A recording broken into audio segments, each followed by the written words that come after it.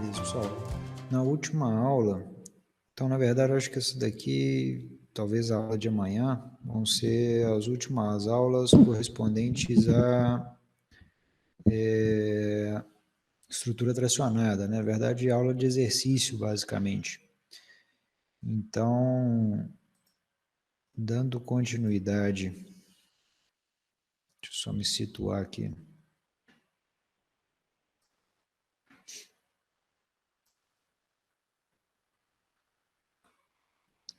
Essas tracionadas, beleza.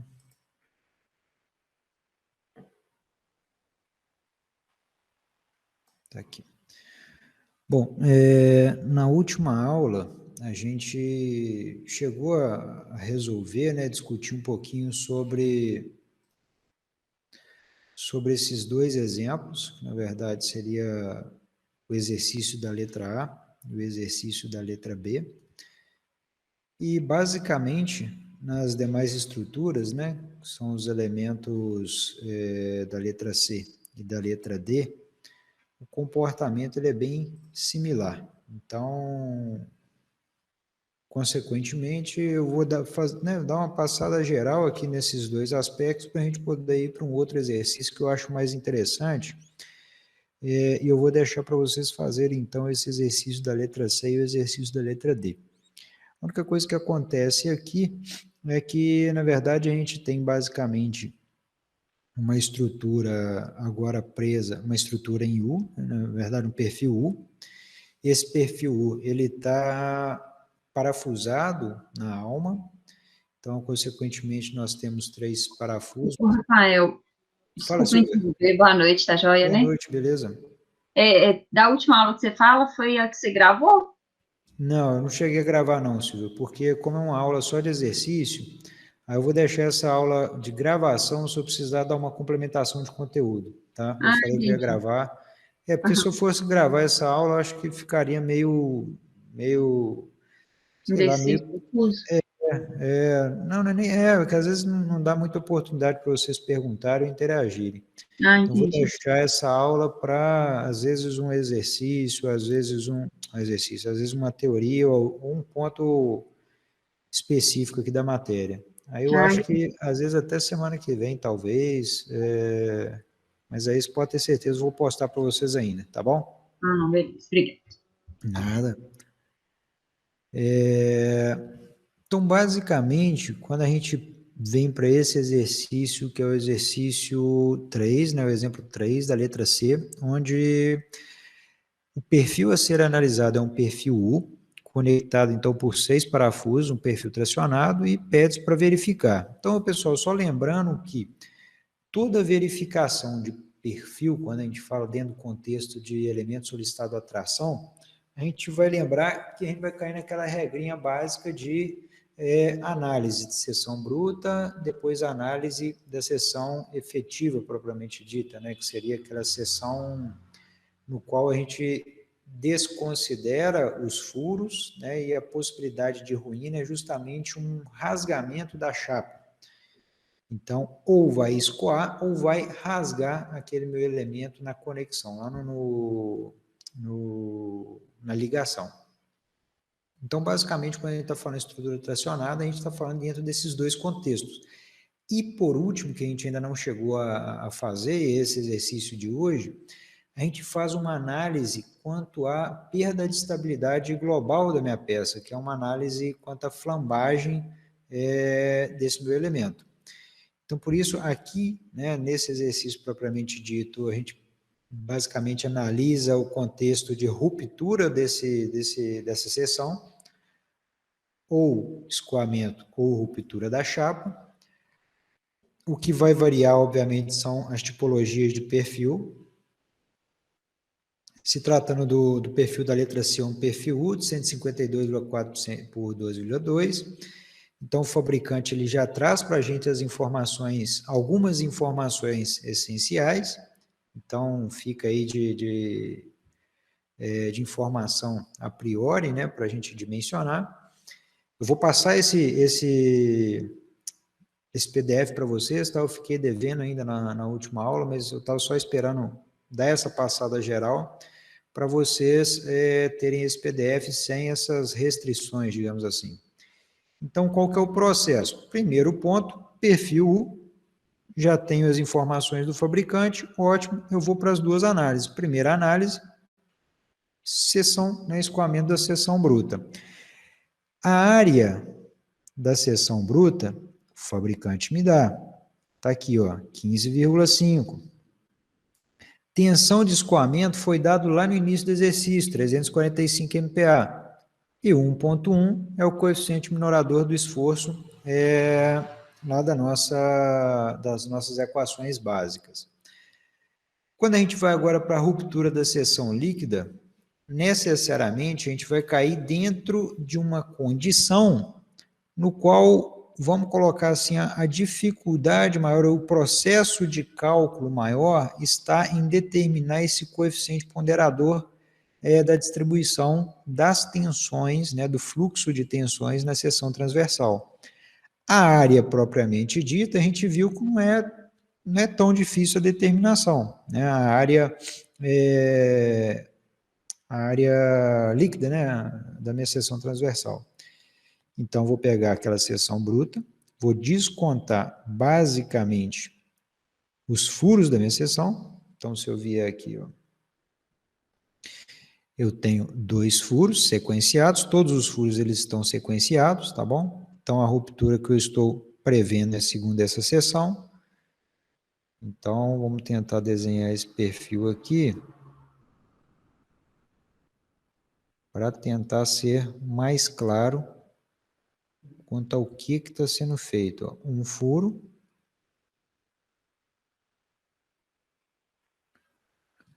e o outro furo. Então, esse é o perfil U.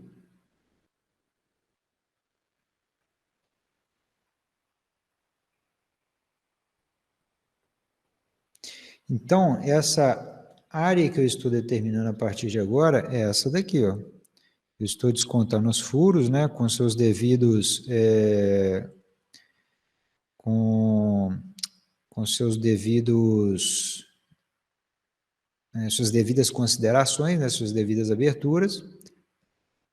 E essa é a área que a gente está determinando. Eu estou tirando da seção bruta esses elementos. E a área que está sendo descontada é essa daqui, ó. Não vai ficar legal, deixa eu colocar outra cor aqui. Essas duas áreas em amarelo que estão sendo descontadas, que é a largura do furo, 275, pela altura da chapa, 0,508. Com isso, eu tenho essa área determinada, essa área líquida. Só que eu preciso da área que efetivamente ela entra no meu cálculo, né, basicamente. Então, ela entra com um ponderador de fluxo de carga, que é aquele CT. Lembrando que o CT é 1 menos a excentricidade vezes o comprimento de ligação da minha seção transversal. A excentricidade, por ser um perfil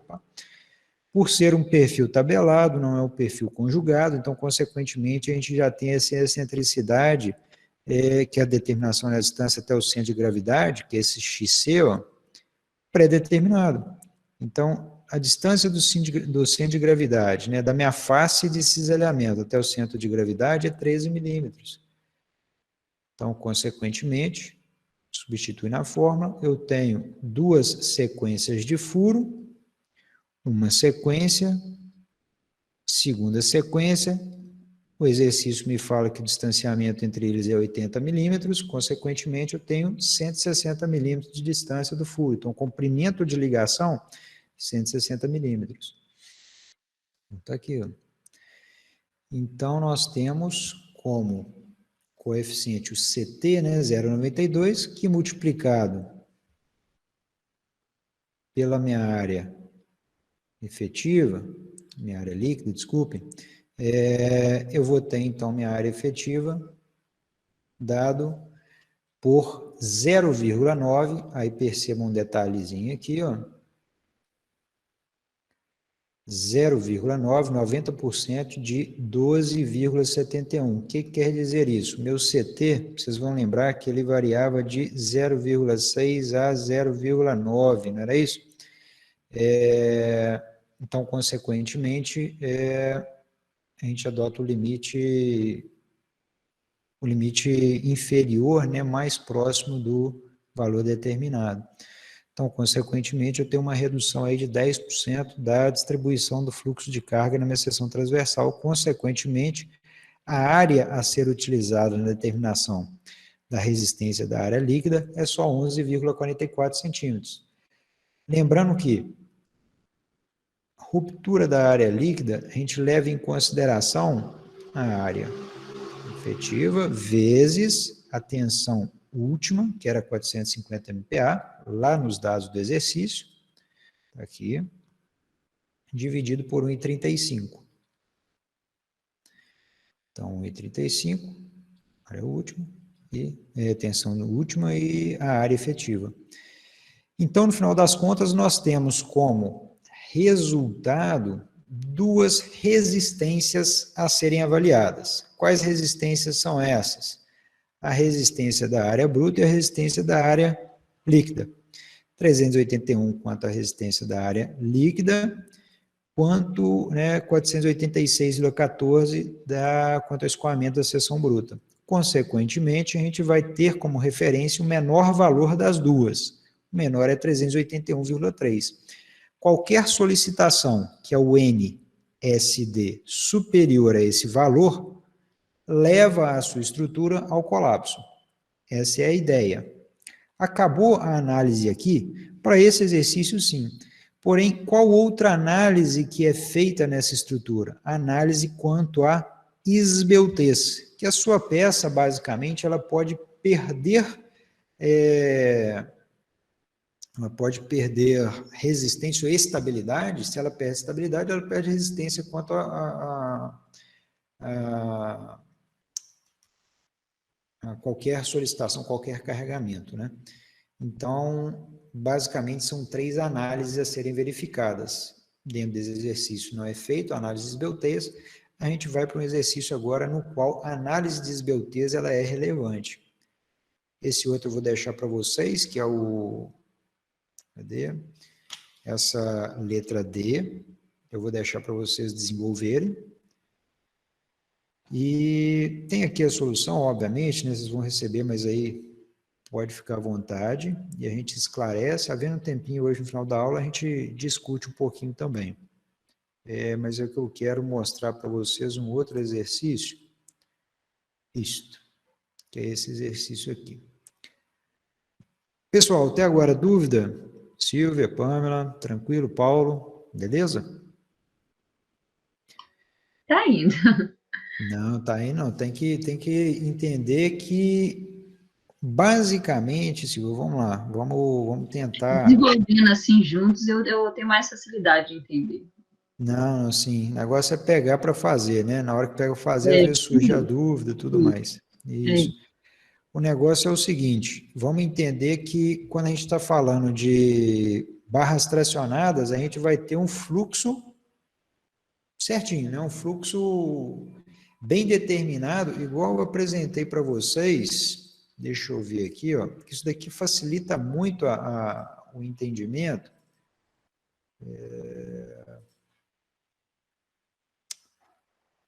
Ixi, agora eu não lembro qual aula que é. Que eu passei um slide para vocês mostrando um fluxo certinho de análise. Vou tentar encontrar ele aqui já já, mas vamos lá. No qual a gente vai fazer isso daqui, ó. Verificação da seção bruta. Beleza? Verificação da seção líquida, quanto à ruptura, né? Depois a gente vai fazer a verificação quanto ao índice de esbeltez. Então, é basicamente essa sequência. E, obviamente, o que acontece para a determinação, para a verificação de um ou outro, a gente acaba tendo que analisar, por exemplo, na verificação da seção líquida, cálculo de CT, que às vezes é o que dá mais trabalhinho aqui. E, às vezes, na verificação do índice de esbeltez, é o raio de giração, que em algumas situações o raio de giração ele não corresponde identicamente ao que o fabricante me dá, por consequência do fabricante ele ter só perfis tabelados, né? Eu não tenho perfis conjugados. Então, quando eu trabalho com perfil conjugado, por exemplo, um perfil, uma cantoneira com uma outra cantoneira, formando uma nova configuração de perfil, eu preciso trabalhar em cima dessas informações geométricas. E essas informações geométricas são essenciais para a determinação do índice de esbeltez e outros elementos, né? Então, às vezes, a dificuldade está aqui. Às vezes, não no fluxo de trabalho, mas sim, às vezes, na implementação de cada uma dessas soluções. Tá? Aí vamos tentar clarear isso para a gente ir desenvolvendo junto, né? Deixa eu ver aqui. Não está aqui. Acho que o exercício está aqui.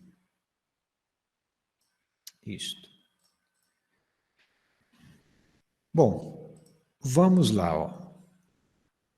O exercício, basicamente, é uma cobertura, né? A gente tem uma treliça de uma cobertura. Então, na treliça de cobertura abaixo, a força P é formada pelos seguintes valores característicos: 90 kN de carga permanente. Vamos lá, carga permanente, 90 kN. 130 kN de sobrecarga de utilização.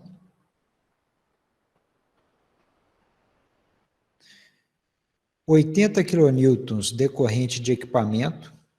Então, equipamento, 80 kN.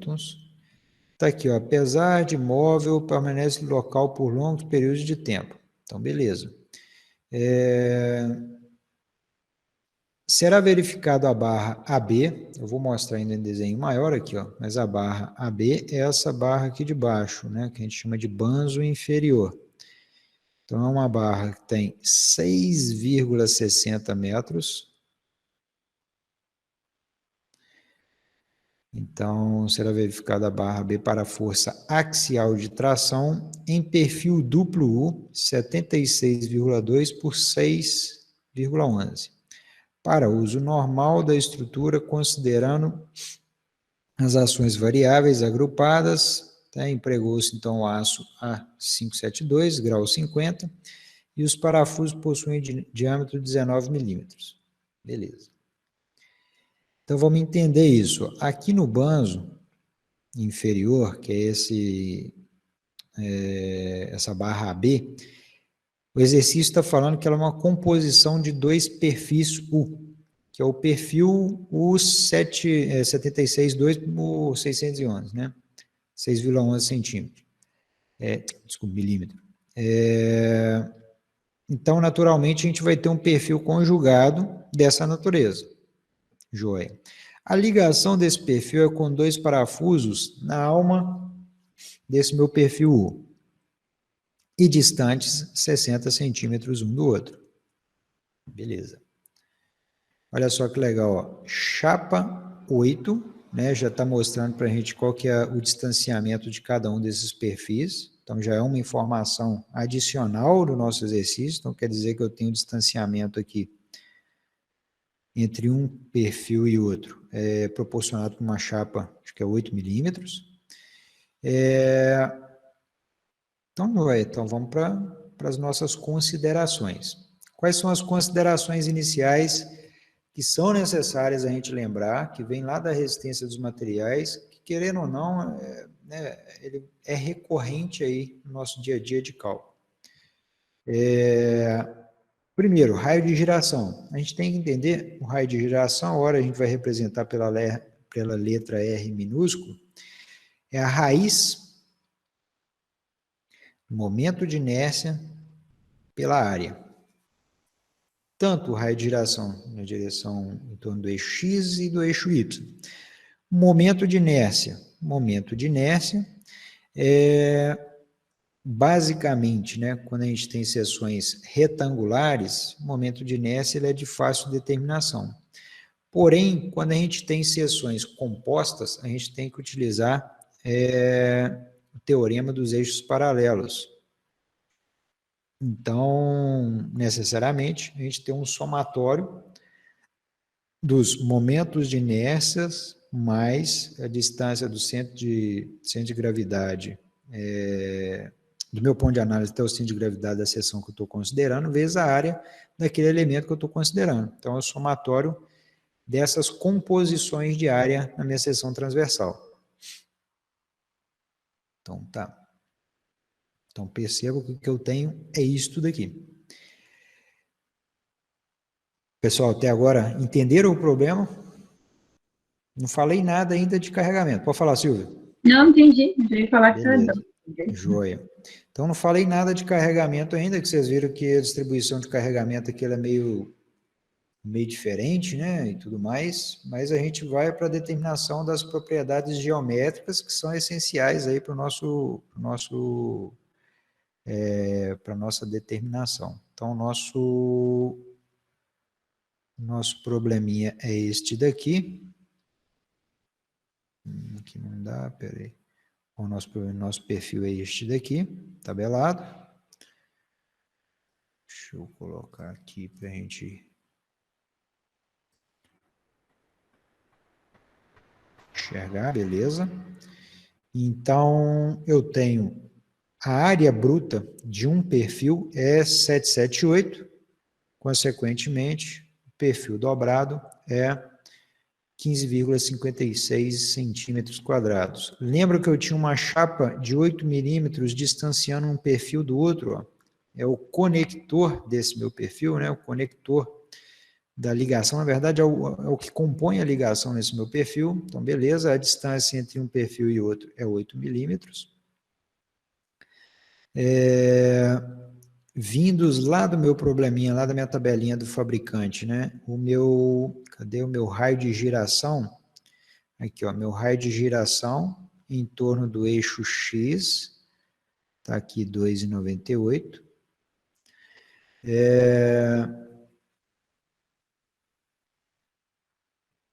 Beleza, então a gente parte então para a determinação do momento de inércia da seção composta.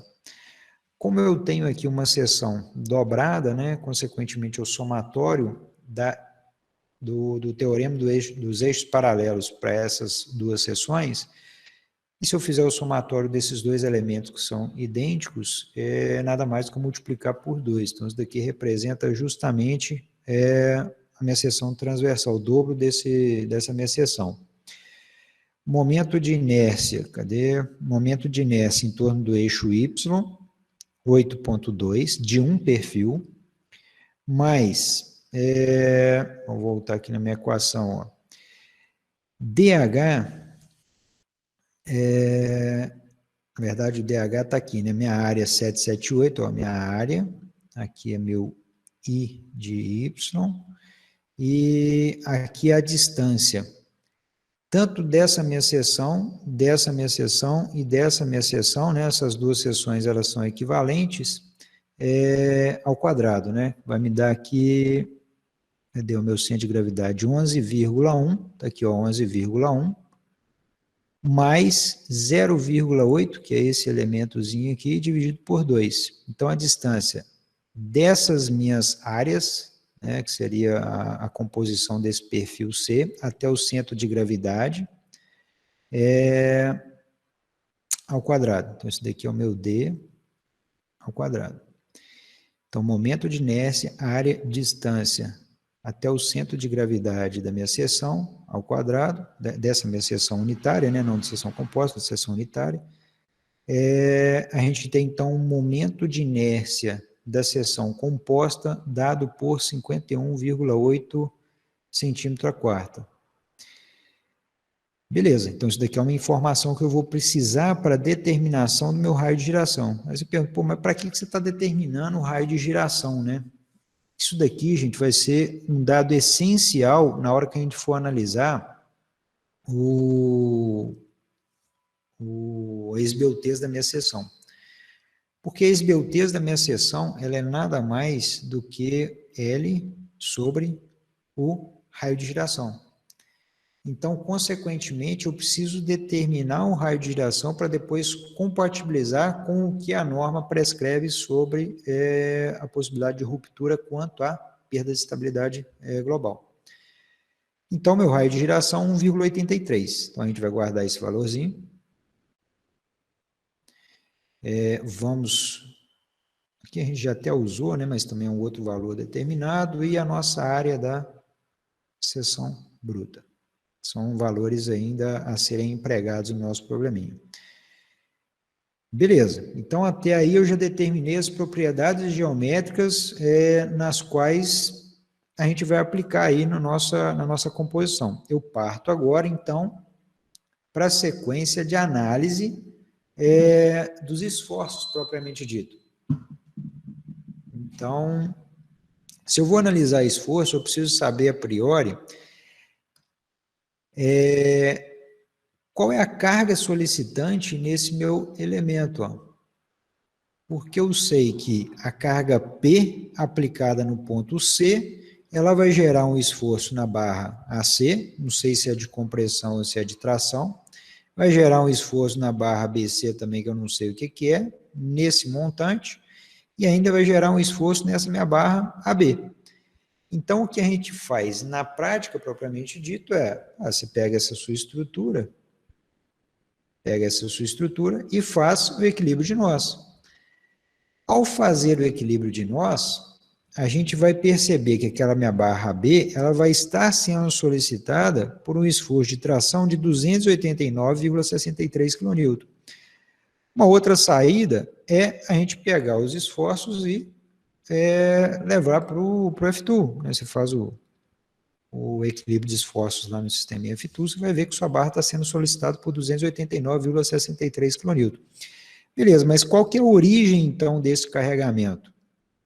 Esse carregamento veio daqui de cima, veio da sua carga P.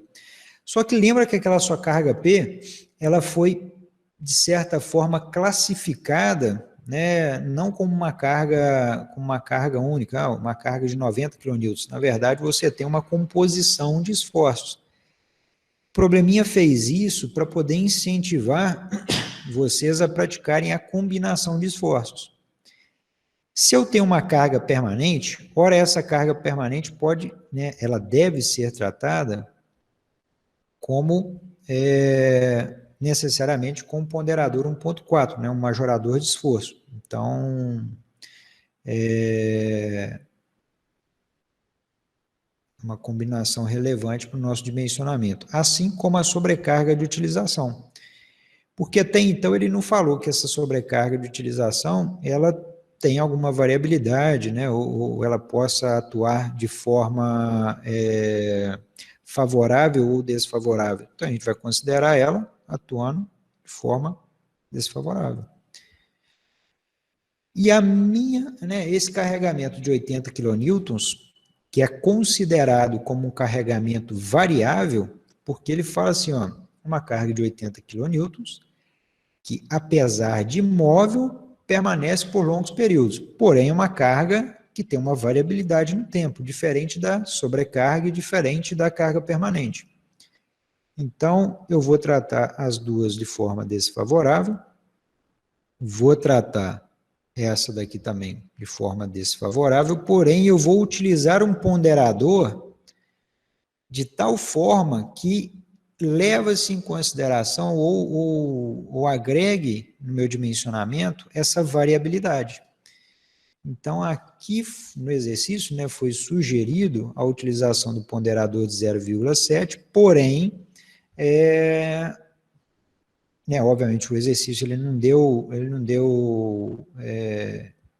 nenhuma possibilidade de um direcionamento para procurar lá na 8681, né? Então, a gente vai considerar ele como uma sobrecarga de utilização comum. Então, beleza. Aí, considerando a ação variável principal, que é a sua sobrecarga, atuando de forma desfavorável, carga permanente, desfavorável, a sobrecarga atuando de forma desfavorável, aquela carga de variabilidade, né, que é uma carga móvel, que apresenta uma variabilidade, de forma desfavorável, porém com um ponderador levando em consideração essa variabilidade. Então, obteve-se 386,4 kN como carregamento concentrado. Uma outra possibilidade, né, que aí foi, de certa forma, uma análise tendo em vista a possível situação daquela sobrecarga ter uma variabilidade no tempo, mas que não se mostrou superior, vamos dizer assim, não se mostrou dominante, você foi considerar aquela carga móvel não como uma carga variável no tempo, né? Então, consequentemente, uma carga que ela atua de forma dominante, uma carga principal, e já a sobrecarga com um coeficiente de variabilidade um pouco menor. Então, de toda forma, ela ainda apresentou um valor inferior à condição inicial adotada ou estipulada aí, lá no início do exercício.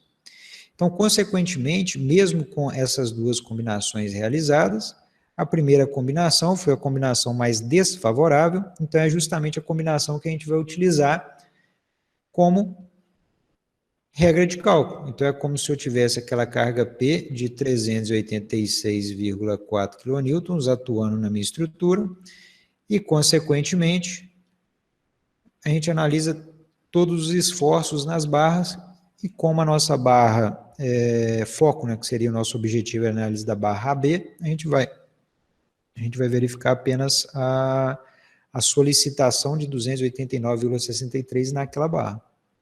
Se você fosse verificar a barra AC, por exemplo, então o carregamento da barra AC seria uma carga de compressão de 348 kN.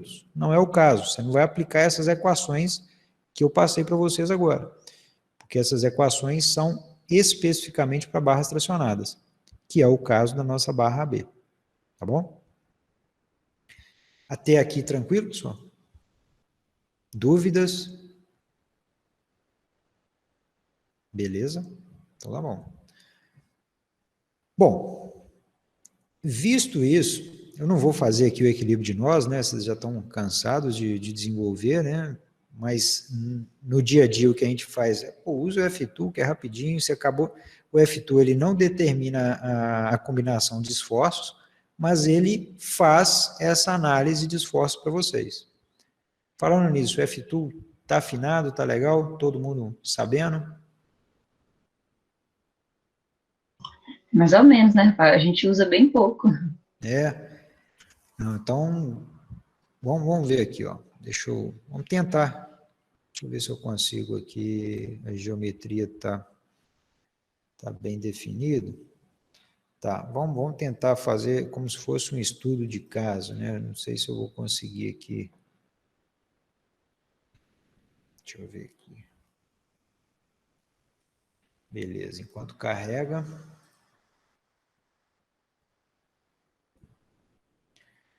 Deixa eu só colocar aqui.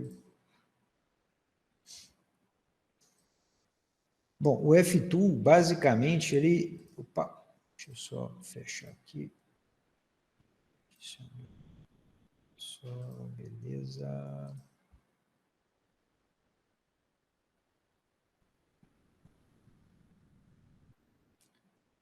Beleza. Basicamente, gente, o F2, ele é um programinha, a melhor coisa de todas, ele é um programinha livre, né, obviamente. E por ser um programinha livre, ele tem ainda uma empregabilidade nos escritórios de engenharia muito grande, primeiro porque, né, você vai economizar para caramba só no fato de aquisição, né? Não tem necessidade da aquisição. Você tem uma versão um pouco mais avançada, que obviamente você faz a aquisição desse sistema. Mas isso daqui atende muita gente toda vez que a gente precisa fazer uma análise. É um programa simples porque ele parte de basicamente situações básicas, determinação do material, que é essa ferramenta, determinação da seção transversal, que é essa ferramenta, determinação das condições de contorno, carregamento e a geometria que você lança aqui no quadro branco, digamos assim. Eu vou colocar um grid aqui de ponto 1. Ponto 1, eu gosto de trabalhar assim, tem gente que gosta de trabalhar, eu vou colocar um snap para o pontinho do mouse ficar preso, né? A nossa seção transversal é 3,30, então vamos lá, ó. 3,30, 3,80, mais um, beleza, 3,30, aqui também 3,30, aonde que eu vejo que está chegando na distância que eu quero? Aparece um cursorzinho aqui em cima, ó, com a distância que eu preciso. Eu tenho 2,20 de altura, ó. Opa, na vertical 2,10, 2,20. Por isso que eu coloquei de 0,1 em 0,1. Depois eu, opa, eu coloquei errado. Depois eu coloco, ligo um pontinho, ligo no outro pontinho. Beleza, eu já tenho minha geometria determinada. Pronto, minhas barras estão prontas. Lancei a geometria inicialmente. Eu vou configurar o material. Aqui, a gente não tem a preocupação, não precisa ter a preocupação quanto a determinação correta, porque eu não vou analisar do modo de elasticidade, porque eu não vou analisar a seção transversal, as deformações. Então, vamos lá, vou colocar aqui perfil U. Ele é feito de aço. Pronto. Ele já vem algumas configurações básicas. Pronto, eu vou selecionar todas as minhas barras e aplicar esse meu material. Segunda condição, determinar uma seção transversal. Eu vou criar uma seção transversal, então perfil U. Cara, aqui basicamente eu tenho várias seções transversais padronizadas, parametrizadas. Perfil T, C, tá aqui, ó, perfil C. Vamos ver aqui, ó. Aí eu posso entrar com as geometrias desse perfil C. Cara, mas no meu caso, também determinar a geometria não vai me contribuir nada. Eu não vou analisar deformações, eu quero analisar só os esforços. Vou colocar aqui tudo 10 milímetros. Para mim, as deformações não são importantes. Agora, se fossem importantes, eu teria que cadastrar Se fossem importantes, eu teria que cadastrar a geometria corretamente na minha seção transversal. Seleciono todas as barras e aplico na minha seção transversal. Aqui eu tenho que determinar as condições de apoio, em um ponto e em outro ponto. Eu vou colocar aqui, ó, simplesmente apoiado. E aqui, opa, aqui é free. E nesse ponto eu vou colocar o meu carregamento, que é 386, vou dar um nome também, carga P, que é menos 386,2,4.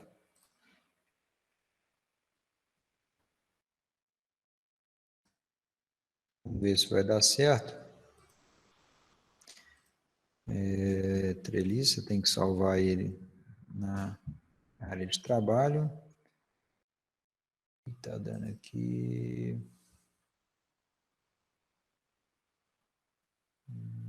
Load, deixa eu ver aqui, options. Load display, text display. Aqui, ó. Você está dando para ver, mas basicamente, está pequenininho. Bom, tá aqui, ó, 289,8, que é mais ou menos aqui 289,63, beleza? Então, a minha barra, ela está sendo tracionada com uma força de 289,8 kN.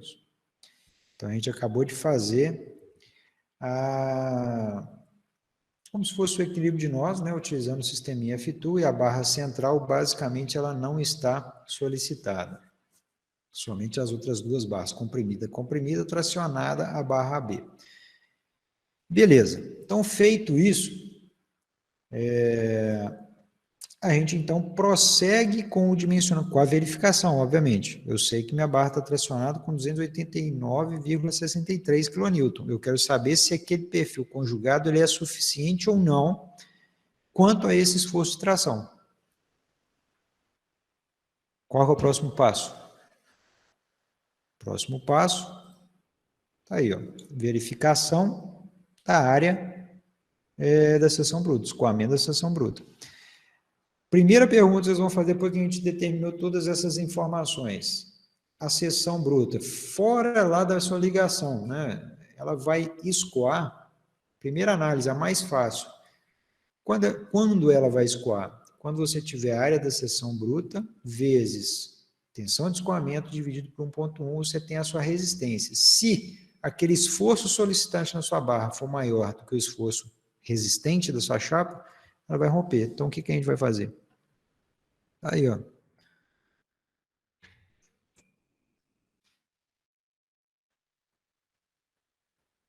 Bom, então, basicamente, deixa eu só... Opa.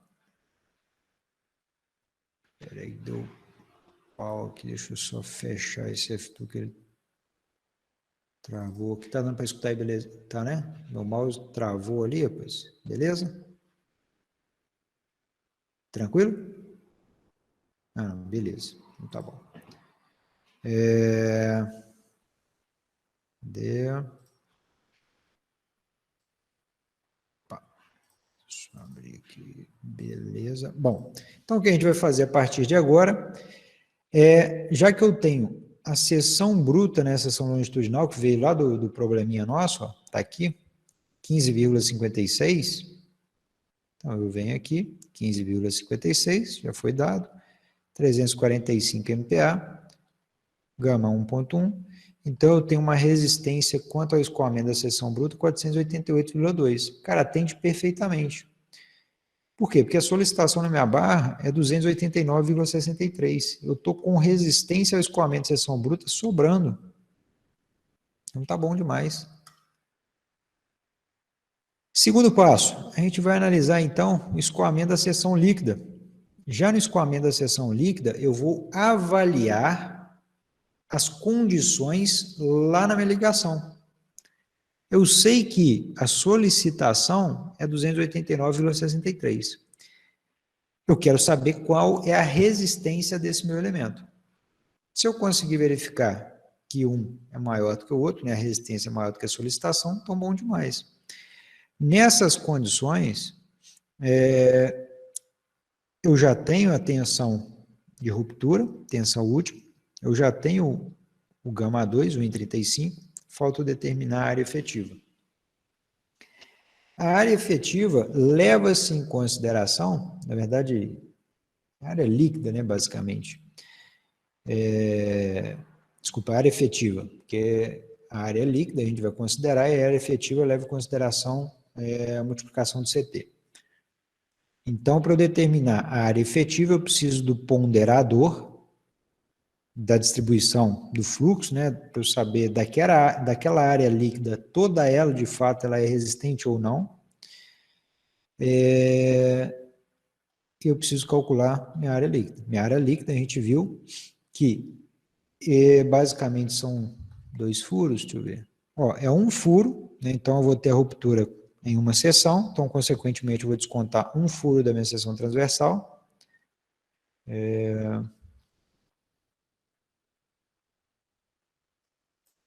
Aqui embaixo.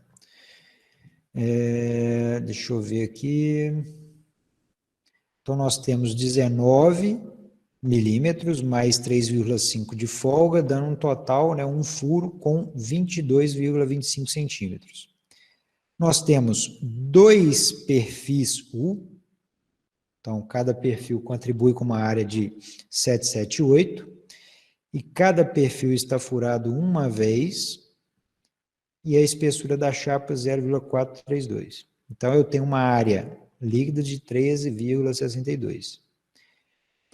Para eu calcular a área efetiva, eu preciso, então, determinar o CT. O CT é a excentricidade da ligação, na verdade, a distância do centro de gravidade do meu perfil até a linha de ruptura,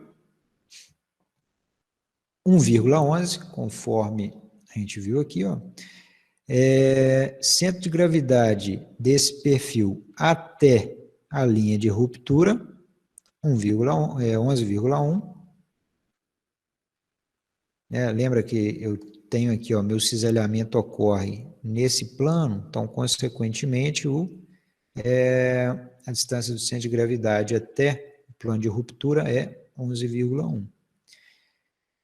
E deixa eu ver aqui, eu tenho uma área, eu tenho um CT de 0,815, o valor estando entre 0,6 e 0,9, ok, então vou utilizar o próprio valor, dano superior ou inferior a 0,6 eu uso 0,6, na verdade, desculpa, dano inferior a 0,6, você vai ter que reestruturar a sua ligação, porque o que quer dizer esse CT inferior a 0,6? Quer dizer que sua distribuição das tensões na sua seção transversal, do fluxo, elas estão abaixo de 60%. Então, quer dizer que sua ligação ela está inviável, praticamente você tem aço ali não trabalhando.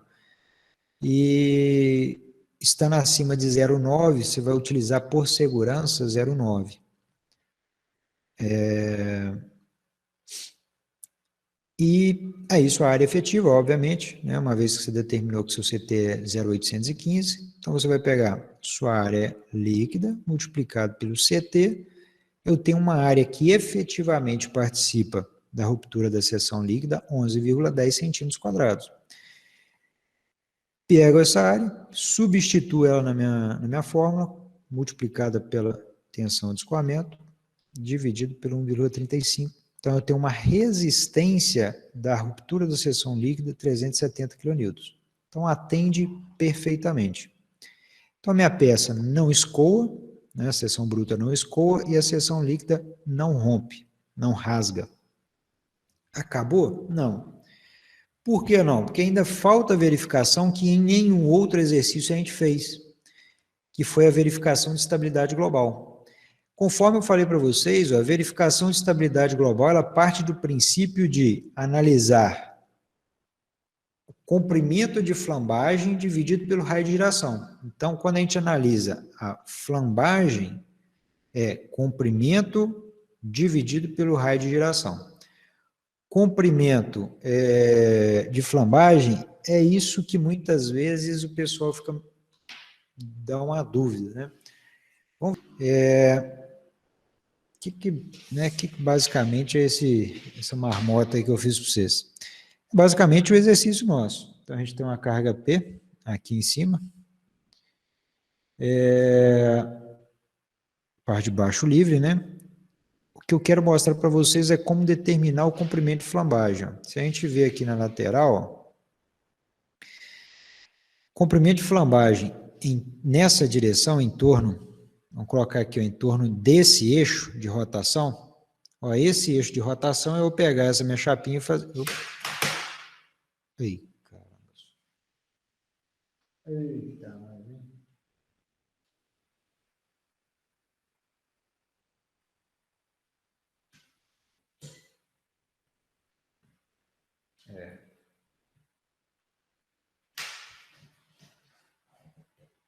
eu tentei ser diferente hoje, mas não deu certo, né?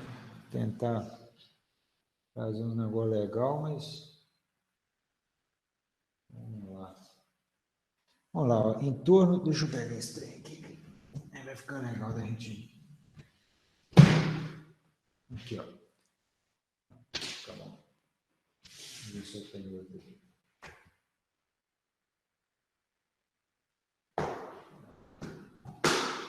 Não, vai ser isso mesmo. Ó, pessoal, então, percebo que em torno desse meu eixo, quando eu analiso a rotação em torno desse eixo, eu tenho um travamento aqui, né, porque eu tenho um montante, esse daqui é o montante, e eu tenho um travamento aqui também nesse meu apoio.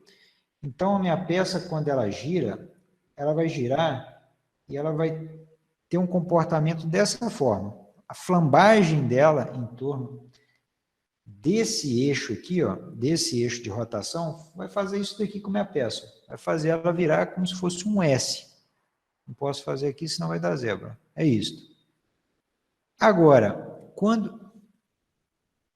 Mesma coisa, se eu analisar essa minha pecinha de cá, vai dar a mesma coisa.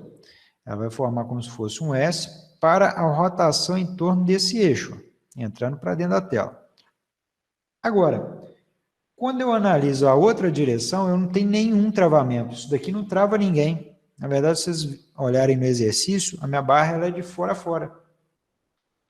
Olha só o que acontece com essa minha barra quando ela rotaciona em torno desse outro eixo. Olha, ela flamba completamente. Ó. Então, quer dizer que o comprimento de flambagem dessa minha barra é ela toda em torno desse meu eixo aqui, ó. Qualquer giro em torno desse meu eixo flamba minha barra como um todo. Ela não tem travamento lateral nessa direção. Ela tem travamento, sim, quando eu tenho um giro em torno do próprio plano. Então, consequentemente, ó, as minhas barrinhas vão girar, porém esse elemento trava e esse elemento trava. Porém, aqui não. Por que eu insisti aí nesse modelinho? Porque eu acho que ele dá uma clareada boa para a gente, ó, que em torno desse eixo, o giro em torno desse meu eixo, o comprimento de flambagem é 3,30, 3,30 metros. Tanto para essa barra, tanto para essa barra, é uma barra só, né? Mas essa barra girando em torno desse meu eixo assim, ó, quer dizer que meu comprimento de flambagem é 3,30.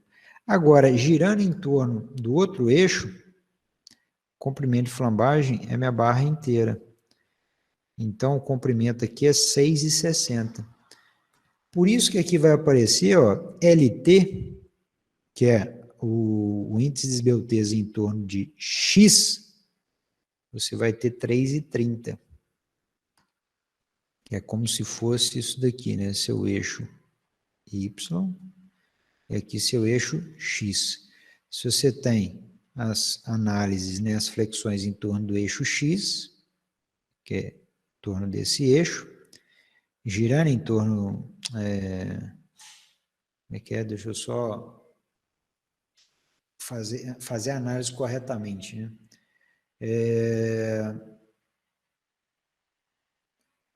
Deixa eu ver, regra da mão, o que seria melhor aqui para vocês, ó? Regra da mão direita, porque querendo ou não, minha convenção, ela foge um pouquinho disso. Se a gente analisar aqui, ó, vamos pegar aqui regra da mão esquerda. Se eu pegar o giro em torno de Y, vocês vão perceber que ao girar em torno de Y, os meus dedos, eles estão fazendo isto daqui, ó, com a minha treliça. Ó. Vamos lá para o nosso modelinho. Ó, esse é o meu eixo. Os meus dedos é como se fosse a pontinha da seta entrando para dentro do meu elemento. Então, consequentemente, ele vai flambar esse meu elemento em torno do comprimento do maior comprimento da minha peça, 660. Quando eu estou analisando Y e aqui X, quando eu estou analisando, né, a rotação em torno desse meu eixo, meu comprimento de flambagem, ele está em torno, ele ocorre apenas em torno do eixo 370, né, do comprimento 330, desculpa, e o outro comprimento 330. Por quê? Porque eu tenho esse travamento desse meu apoio, desse meu montante, desse outro meu montante. Então, consequentemente, a gente tem, cadê? Um comprimento de flambagem 330 em torno do meu eixo X, justamente por conta das reduções, né, dos travamentos, e eu tenho um comprimento de 660 por conta do meu sistema ser livre. E aí a gente tem que levar em consideração também o raio de giração.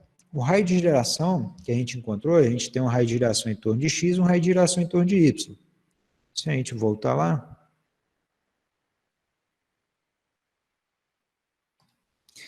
o raio de giração em torno de y, 1,83. E o raio de giração em torno de x, ele não muda, ele coincide, né, como o seu eixo, né, seu centro de gravidade coincide com o centro de gravidade das peças isoladamente, consequentemente, seu raio de giração em torno de x não muda e ele continua sendo 2,98. Só o nosso raio de giração em torno de y que mudou, porque aí muda as inércias associadas à composição em torno de y. Então, a gente vai ter um coeficiente, né, de flambagem de 360 em torno de y e 110 em torno de x. Em torno de x atende perfeitamente, porque tem que ser menor do que 300, seu índice de esbeltez. Já o índice de esbeltez em torno de y está 360, então não atende. Então, infelizmente, a nossa peça entraria em colapso não por uma ruína local, mas sim por uma ruína global do meu elemento. Então, o que a gente faz basicamente para resolver esse problema? Para resolver, a gente pode criar um travamento nessa minha peça dessa maneira. Eu posso vir aqui com como se fosse uma... Deixa eu ver se eu consigo aqui simular para vocês, como se fosse uma mão francesa, e travar esse meu elemento.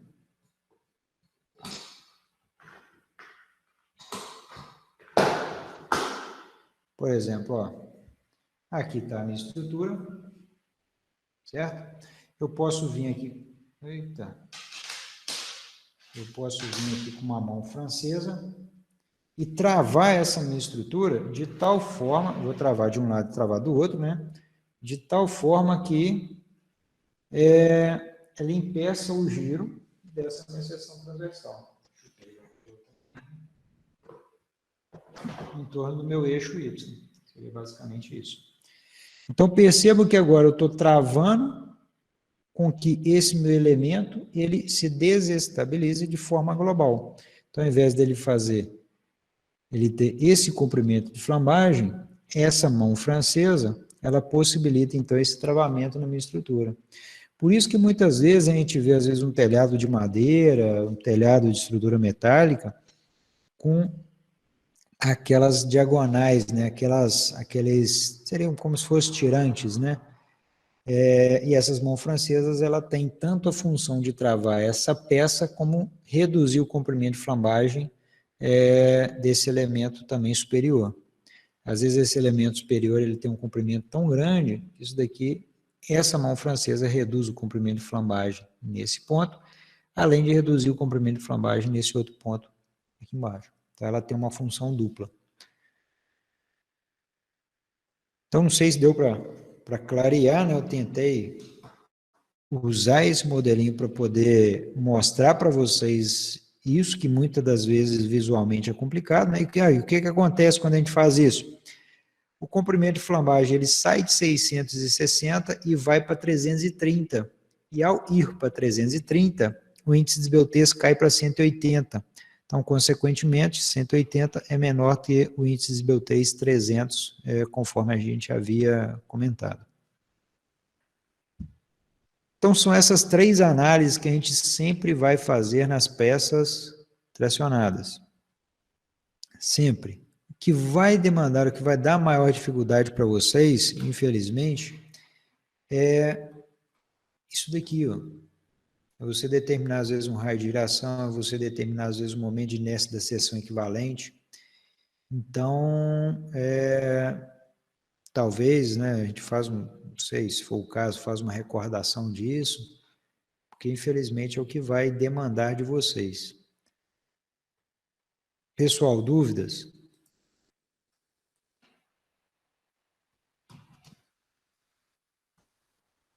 Silvia?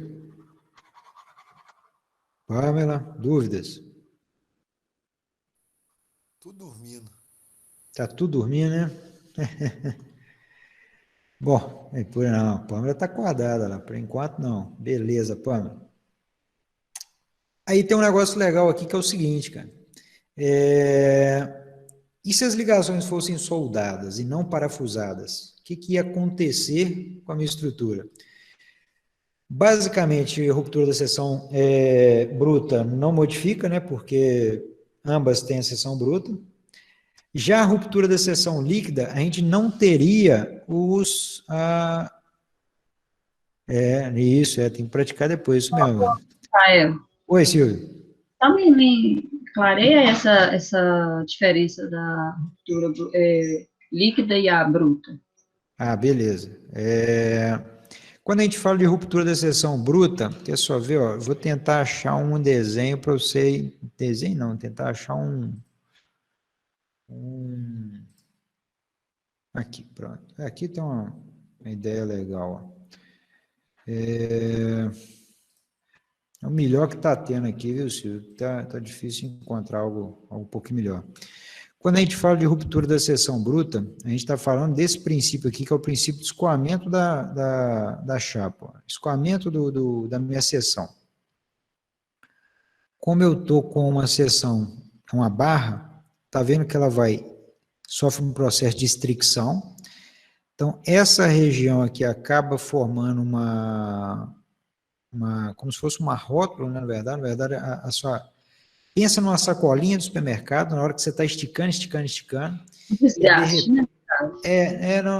na verdade, aquela sacolinha, igual a sacolinha do supermercado, né, ela vai esticando, e de repente ela vai romper.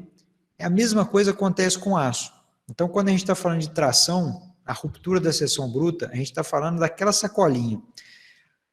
Puxou, você vai para uma deformação plástica, irreversível, e fica aquele negócio todo desbeiçado, né? Aquela sacolinha toda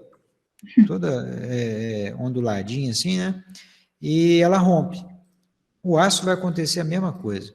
Quando a gente fala de ruptura da seção líquida, a gente está falando disso daqui que vocês estão vendo na foto. Está vendo que minha chapa rasgou? Ela não escoou, mas ela rasgou aqui, ó.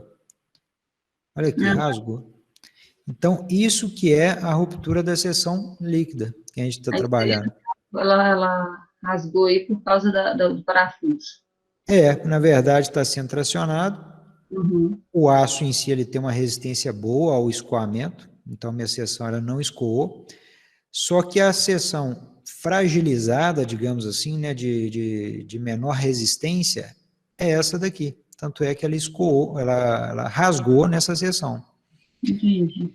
Então, a gente pode ter diversos tipos de rasgamento. Entre eles, a gente pode ter, olha, onde é que estava esse negócio? Tem umas imagens aqui na minha cabeça, eu não sei a referência, onde é que eu vou encontrar aqui para vocês. Que a gente pode ter um outro problema, Silva, que não só esses que a gente está analisando, que é o próprio parafuso também ele escoar. Meu parafuso, ou até o rasgamento nesse sentido da minha chapa. Ó. Só que aqui é uma outra análise um pouco mais específica, a gente não entra muito nesse detalhe, na graduação. A gente vai entrar, obviamente, quando vocês forem, às vezes, para uma outra pós-graduação e tudo mais. Entendi. Deixa eu Mas só... eu entendi. Teu, né? Sim, claro. Tá. Nada. Eu queria ver se eu achava essa outra imagem para mostrar para vocês. É legal, cara. Só vou tentar uma última vez aqui, só para... Às vezes está lá em ligações, deixa eu ver. Eu sei que quando chegar em ligações eu vou falar um pouquinho disso com vocês, mas se eu encontrar aqui...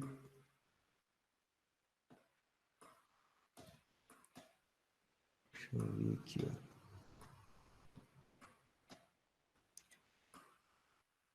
Não está aqui não. Na próxima aula, amanhã eu vou procurar com mais tempo e vou trazer para vocês. Então, o próprio parafuso também ele pode cisalhar e sua chapa não cisalhar, que é outra possibilidade ainda de análise, mas aí entra dentro do contexto de ligações, tá? Aí a gente vai falar um pouquinho sobre isso mais tarde. Bom, mas vamos lá. E se as ligações fossem soldadas e não parafusadas, que é uma outra possibilidade também que a gente tem que avaliar. A única coisa que modifica é a análise quanto à seção de ruptura da área líquida, obviamente. Então, consequentemente, a nossa área líquida, desculpa, aqui já é a área, cadê? Isso, é a ruptura da área líquida. Na verdade, o que acontece? Como a gente não tem os parafusos a serem considerados na minha análise, eu não preciso desprezar nenhum furo de parafuso, então, na minha análise, entra aí direto o... Não, peraí, o que ele está fazendo aqui? Deixa eu só corrigir para vocês. Ó. Na nossa análise,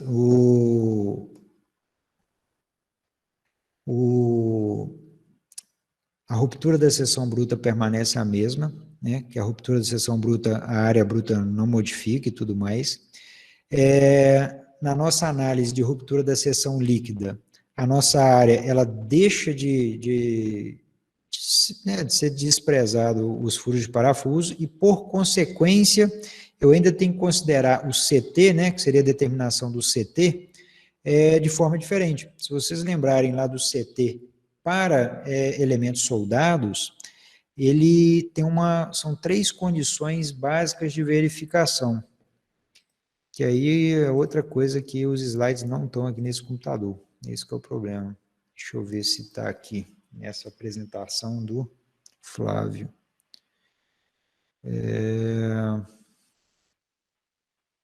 Está aqui, ó. Para determinação do CT de elementos soldados, ó, CT é igual a 1 quando a ligação ela for maior do que 2 vezes a largura do meu elemento. Então, se eu considerar essa ligação, né, a ligação lá do meu probleminha, que é este daqui, pelo menos 2 vezes a largura da minha chapa, então, consequentemente, o meu CT vai ser 1. E considerando, então, essa possibilidade, a melhor possibilidade, né, eu tenho que a ruptura da seção líquida e a ruptura da seção bruta, elas atendem à demanda, né, obviamente, porque elas superam a solicitação de 289. Então, na verdade, a minha resistência da seção líquida fica ainda melhor do que se comparado com a resistência da seção líquida anterior. Por quê? Porque a seção anterior, né, obviamente, eu tinha uma eficiência muito menor, justamente porque eu tive que desconsiderar aqueles parafusos, né, as aberturas, obviamente, eu perdi a área de seção transversal, e eu ainda tive um fator redutor de 0,81. Então, se eu tinha menos área e ainda tinha menos possibilidade de dissipação de tensão, então minha resistência da seção ela caiu, foi para 370, mesmo assim ainda passava. Só que você imagina, ó, uma ligação parafusada, ela me dá uma resistência na ligação, né, de ruptura da seção líquida, 370 kN, ao passo que uma seção soldada, ela me dá 518 kN. Então é quase beirando o dobro aí de resistência. E ainda, né, com a modificação da posição da seção transversal, por quê? Porque para a gente fazer a ligação parafusada, necessariamente a minha chapa ela foi soldada na vertical, consequentemente os perfis eles foram dispostos dessa forma. Eu não tenho como variar a disposição do perfil. Então, a menor inércia ficou justamente no eixo no qual eu tinha a possibilidade ou o maior comprimento de flambagem. O giro da minha seção está aqui, ó, Y. Então, a minha menor inércia está justamente no giro em torno desse meu eixo Y. Agora, quando eu estou fazendo um elemento soldado, eu posso variar essa seção transversal da melhor forma, porque eu não tenho uma restrição quanto ao posicionamento da chapa. Então, o que foi feito em torno desse meu eixo, optou-se por colocar, então, a referência de maior inércia, né, uma vez que eu tenho maior comprimento de flambagem. Então, os raios de giração se invertem. Então, eu posso até ter aquele comprimento de flambagem 660, porém o raio de giração ele é maior. Por quê? Porque a inércia também nessa seção é maior. Então, consequentemente, o meu índice de esbeltez, a esbeltez global, ela atende. Eu não precisaria de ter uma mão francesa para fazer o travamento daquela peça. Então, isso que às vezes é o X da ligação soldada, né? O inconveniente, muitas vezes, é a solda em campo, que ela está susceptível a muitas falhas, né, associadas às vezes a um processo de execução.